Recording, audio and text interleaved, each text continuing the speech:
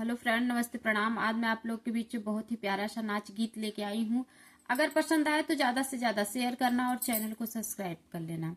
हमारी क्रिया राजा सुन ल त जाय, हमारी क्रिया राजा सुन ल त जाय। सासू जे मिलही त आंसू बहही, सासू मिलही त आंसू बहही। हमार किरी राजा फूले नहीं आय, हमार किरी राजा फूले नहीं आय।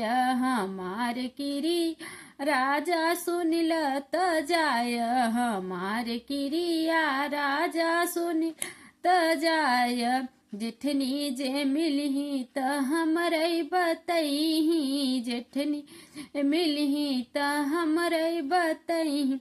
हमार किरिया राजा फूले जिनियाय, रे किरिया राजा फूले जिनियाय। हमार किरिया राजा सुन ल त जाय, हमार किरिया राजा सुन ल त जाय।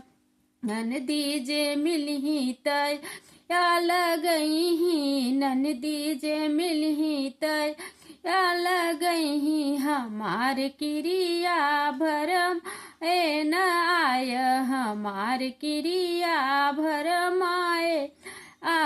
हमार किरिया राजा सुन ल त जाय, हमार किरिया राजा सुन ल त जाय।